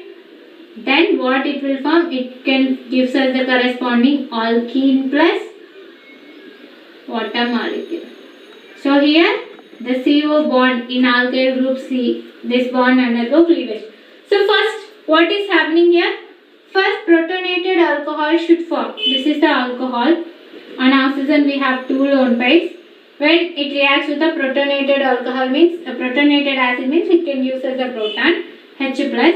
Then the lone pair of electrons which are present in the oxygen will shift towards this proton. Then what will happen? This H plus will come and attack to this oxygen as it donates the lone pair of electrons to this H plus. What is happening? On this hydrogen, the positive charge will be neutralized on hydrogen and it can attach to this oxygen. So here the lone pair of electrons. Lone pair means nothing but the pair of electrons which are present in the outermost shell and cannot participate in the bond formation are called lone pair of electrons. So here the lone pair of electrons which are present in the oxygen will be donated to this H plus. Then what is happening? This H plus can come and attack to this oxygen. Now on oxygen only one lone pair will be, because one lone pair is donated to this H plus. So due to the loss of one lone pair of electron on oxygen will get a positive charge. So this is the formation of protonated alcohol. So here this is the protonated alcohol. See here ROH. This is ROH. One proton is added. Protonated alcohol ROH converted into ROH2 plus. And proton is added. So protonated alcohol. So here ethyl alcohol, when it undergo this protonation, ethyl oxonium ion will be formed. Ethyl, this is the ethyl group. So oxonium ion. So in the step 1 what happened? In the step 1 this alcohol undergo protonation to form a protonated alcohol. Next what happened here? In step 2 that protonated alcohol can give us the carbocation. Formation of carbocation. Cation. Cation means nothing but positive charge. Carbocation means some carbon positive charge should be there. So now see here, I took this ethyl oxonium ion, CH3, CH2, OH2 plus. Again, what is happening is the bond which is present in this, it shifted towards oxygen to neutralize this positive charge. What happened here? To neutralize the positive charge which is present in the oxygen, this bond shift onto the oxygen. So then CH3 as usual, CH2. As it lost the bond pair of electrons, no. As it lost the bond, what is happening here? On carbon will get the positive charge. As this bond shifted towards here, on carbon will get positive charge, and the positive charge which is present on the oxygen will be neutralized. So again, it comes out in the form of water. So here this step is slow, that's why we can call this step as rate determining step. What we can say? This is the rate determining step of this mechanism. In the mechanism which step is slow. So here this step is slow and it is called as rate determining step of this dehydration of alcohols. Next, in step 3, that carbocation should convert into ethene. Corresponding alkene. See here, I took this alkene, carbocation. Then what is happening? Here the bond, this bond, it shifted towards here. When this bond shifted towards here, what is happening? This hydrogen comes out in the form of H plus. And as this bond shifts to here, the single bond becomes double bond. So here, see what happened? Here, this bond shifted towards here. When this bond shifted here, this hydrogen comes out in the form of H plus. And here, only one bond is there before. When the bond shifted here, the single bond becomes double bond. So we got the alkene, corresponding alkene, that is nothing but ethene. So here in step 1 what happened? In step 1 the alcohol converted into protonated alcohol. This is why? Because here the lone pair of electrons which are present in the oxygen are donated to this proton H plus. Then what will happen? We can get the, as oxygen lost the lone pair of electrons and oxygen we get the positive charge. As it donates the lone pair of electrons to this H plus, it attacks to this. So OH becomes OH2 plus here. So here the alcohol becomes a protonated alcohol. This is the alcohol, it becomes a protonated alcohol, means one proton will be added. Next, in step 2 what will happen? From that protonated alcohol, carbocation should form. So here just simply what will happen means, to neutralize the positive charge which is present in the oxygen, this bond will shift. So here the bond between carbon and oxygen undergo cleavage. Clearly you can see this. The bond between carbon and oxygen undergo cleavage. Here heterolytic cleavage will occur. Heterolytic means here we have two types of cleavage, homolytic cleavage and heterolytic cleavage. In homolytic cleavage, bond means nothing but two electrons. If homolytic cleavage will occur, the two bonded atoms will get single electron each. Bond means nothing but two electrons. If homolytic cleavage will occur, then each one will get one electron. But here what is happening? Heterolytic cleavage occurs. When heterolytic cleavage occurs, which is more electronegative, that bonded atom will take the two electrons towards itself. So here if we compare the electronegativities of carbon and oxygen, oxygen is more electronegative. So the bonded electrons will shift onto the oxygen to neutralize this positive charge. So here what is happening due to this heterolytic cleavage? Carbon lost the electron, no? So on carbon positive charge will form. As oxygen gains the electrons, the positive charge which is present on the oxygen will be neutralized. So here what happened from the protonated alcohol, which forms here, carbocation will form here. Next, as this step is slow, see this step is very fast, step 1 is very fast, in step 2 the step is slow, so we can call this is the rate determining step of this mechanism. By using this step we can identify the rate of the reaction. Next, step 3. So here what will happen? So here again this bond shift here. When this bond shift here, this hydrogen comes out in the form of H+. So here what should happen? So here one proton is added, no, that proton should be removed again. The acid which involves in the reaction, it released in the third step. So here in step 1 the acid is involving in the reaction, the same acid is releasing in the step 3. So here the single bond becomes double bond and the acid H+ is released here. So the acid which is used in the step 1 is released in step 3.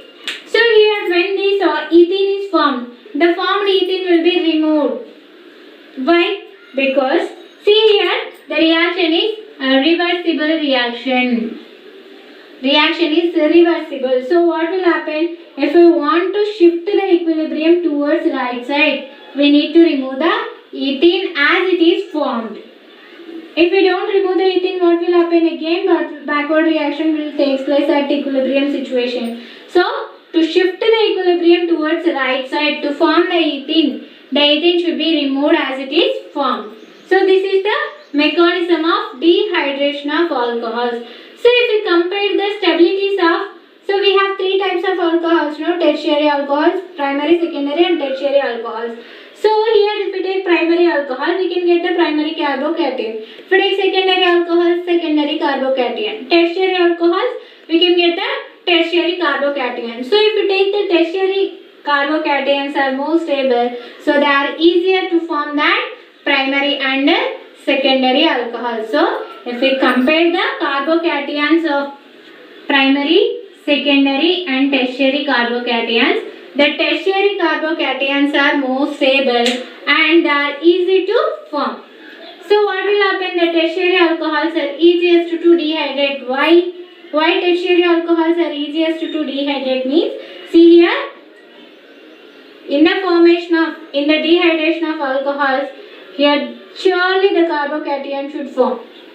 So if the carbocation will form easily, then automatically we can get the alkene also easily. So the formation of tertiary carbocations are more stable and they are easier to form than primary and secondary. So tertiary alcohols easiest to dehydrate. Up to now I wrote the relative dehydration of alcohols, nothing but tertiary alcohols easily dehydrate than primary. Tertiary dehydrate easily than secondary. Secondary dehydrate easily than primary. So why? What is the reason means? The reason is nothing but the tertiary carbocations they are more stable and they can form easily. So when they form easily, automatically they will dehydrate easily because the rate determining step is nothing but the formation of carbocation. So this is the relative ease of dehydration of alcohols. Tertiary alcohols undergo dehydration easily than secondary. secondary undergo dehydration easily than primary alcohols due to this formation of tertiary carbocations easily. So this is the mechanism of dehydration. So on dehydration, what will happen? On dehydration, alcohols converted into corresponding alkenes. Here we took ethyl alcohol, so we get ethane. If we take propyl alcohol, propene. Butyl alcohol, butane. Corresponding alkyl. When we took alcohol, the corresponding alkenes we can get. I hope all of you can understand this. Dehydration. So alcohols undergo dehydration to form the corresponding alkene. So here which bond undergo cleavage? Here the bond between carbon and oxygen undergo cleavage. The next one is nothing but the oxidation of alcohols.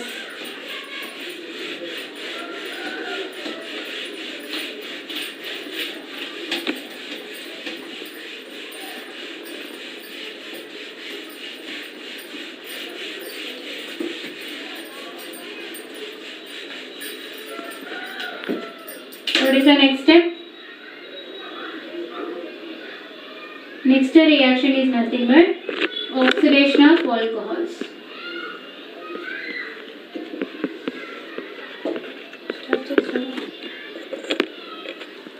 So the next one is nothing but oxidation of alcohols.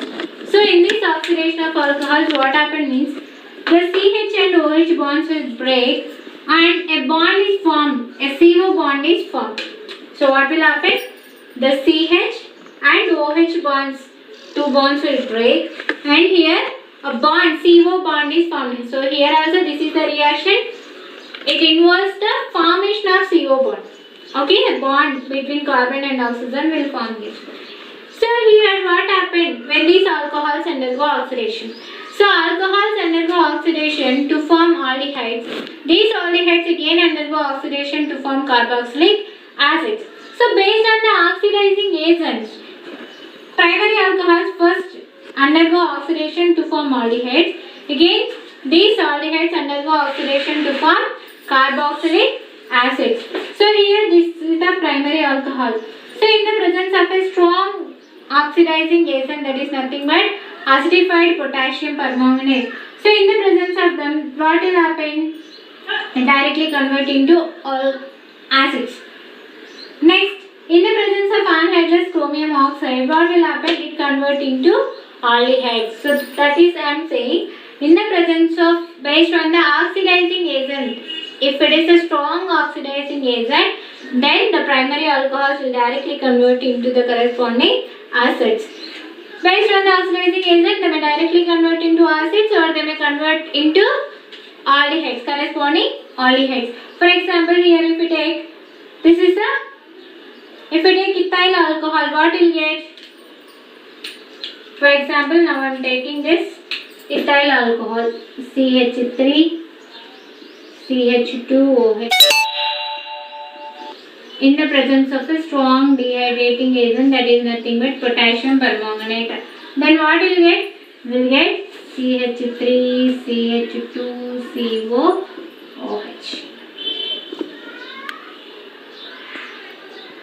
CH3, COOH will get. What will get? We'll get CH3, COOH. So when we took ethyl alcohol, we can get ethanoic acid. Propyl alcohol, propanoic acid, like that. Propanaldehyde, ethanoldehyde, like that. So based on the oxidizing agent, either it may directly the primary alcohols may directly convert into acid or they may convert into aldehydes. Next, which is a good better oxidizing agent for primary alcohols to form the aldehydes in a good yield means nothing but pyridium chlorochromate. Pyridium chlorochromate, which is a complex compound of chromium trioxide, pyridine and hydrochloric acid. So this pyridium chlorochromate is a good oxidizing agent for primary alcohol to produce the aldehydes in good yield, to get the good yield of aldehydes from primary alcohols. We need to use this pyridium chlorochromate as a oxidizing agent. If we take the primary alcohol, see here, what is happening here? It undergo, which happened here? Aldehyde is formed.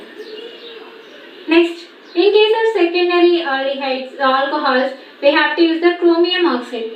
Secondary alcohols undergo oxidation to give us the ketones.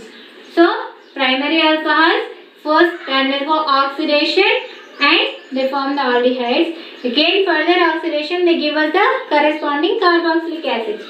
In the case of secondary alcohol, they undergo oxidation to produce the ketones. Or they produce ketones. Tertiary alcohols, they don't undergo oxidation. So, if we take primary alcohols undergo oxidation to produce aldehydes, and further oxidation they can give us the carboxylic acids.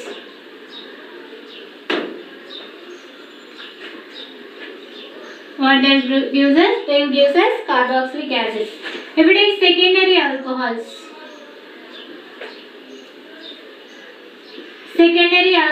gives us ketones on oxidation. Tertiary alcohols, they don't undergo oxidation. So, primary alcohols on oxidation produces the aldehydes. Aldehydes on further oxidation produces the carboxylic acid, which happens in the case of primary alcohols. Whereas in the case of secondary alcohols undergoes oxidation to produce as ketones, whereas tertiary alcohols don't undergo oxidation.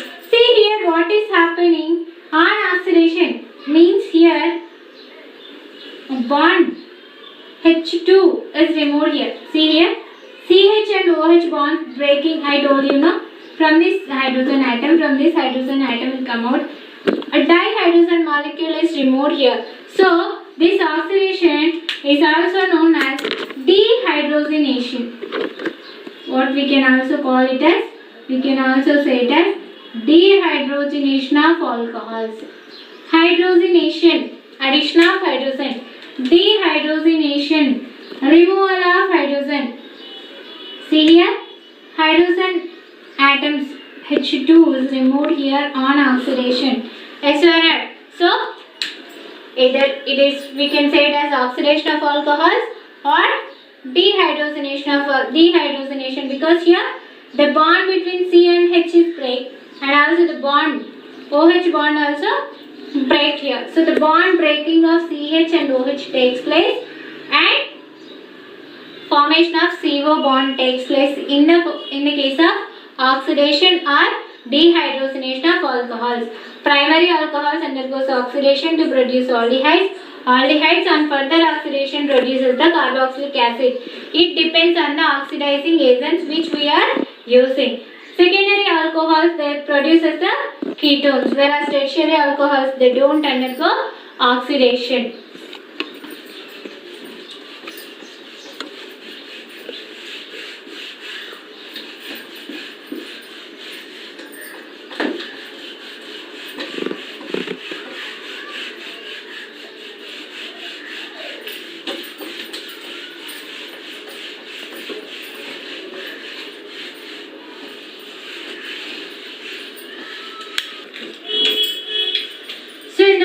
Strong oxidizing agents such as potassium permanganate and at elevated temperatures. In case of cleavage of CC bond also takes place. So already I told you, in case of oxidation of alcohol, CH and OH bond will cleave. Whereas in this case, some CC bond cleavage also occurs under the strong oxidizing agents at elevated temperatures. Mixture of carboxylic acids with lesser number of carbon atoms will form. So what will get? We can get the mixture of carboxylic acids with the lesser number of carboxylic carbon atoms, where in the presence of strong oxidizing agents such as potassium permanganate at elevated temperatures, the CC bond also will cleave and it can produce as a mixture of carboxylic acids with lesser number of carbon atoms. And causing the vapors of primary or secondary alcohols over heated copper at 573 Kelvin, what will happen? Already I told you, primary and secondary alcohols undergo dehydration. When primary alcohols undergo dehydrogenation, aldehydes will get When secondary alcohol undergo dehydrogenation, ketone. That means on passing the vapor of primary alcohol over heated copper at 573 Kelvin, what will get? We can get the corresponding aldehyde. Next, if we pass the vapor of secondary alcohol, what will get? We'll get ketone. Already I told you, primary alcohols can give us the aldehydes on oxidation, which further oxidation gives us the carboxylic acid, whereas secondary alcohols can give us the ketone. When we pass the vapors of tertiary alcohols on overheated copper at 573 Kelvin, what will happen? They'll undergo dehydration. Instead of dehydrogenation, dehydration will occur. That means instead of removal of hydrogen, water molecule will be removed. Instead of forming aldehydes or ketones, what they'll form? They'll form the corresponding alkenes. So here, when we pass the vapors of primary alcohol over heated copper at 573 Kelvin, we can get as a corresponding aldehyde. When we pass the vapors of secondary alcohol overheated copper at 573 Kelvin, we can get as a corresponding ketone. When we pass the vapors of tertiary alcohol, then what will happen means tertiary alcohol undergo dehydration instead of dehydrogenation. We can get as the corresponding alkene. So this is about the oxidation of alcohols. See here, in our body, generally the drinkers will drink ethyl alcohol. In some cases, we are listening that due to poisoned drinking, what will happen? In some members it may cause blindness, or in some members it may cause death also. We listen such incidents many times. So what will happen? Why it causes death means, see here they are taking the denatured alcohol. When they take only ethyl alcohol, nothing will happen. But when they take ethyl alcohol mixed with the methyl alcohol, that is also called as denatured alcohol. This is impure alcohol. What will happen means, when they took this denatured alcohol, what will happen? The methanol which is present in this denatured alcohol, first it undergo oxidation to produce methanol. Methanol converted into methanol. Ol means it is the suffix which is used to represent the alcohols. Al means it is the suffix which is used to represent the aldehydes. Methanol, alcohol converted into methanoldehyde, methanol. Again this methanol, on further oxidation it can produce some methanoic acid. This methanoic acid is responsible for the blindness or even death also in some persons. So when they took the denatured alcohol, what will happen?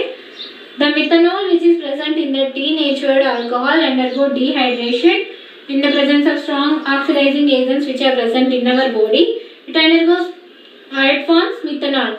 Again it further undergo oxidation to produce some methanoic acid.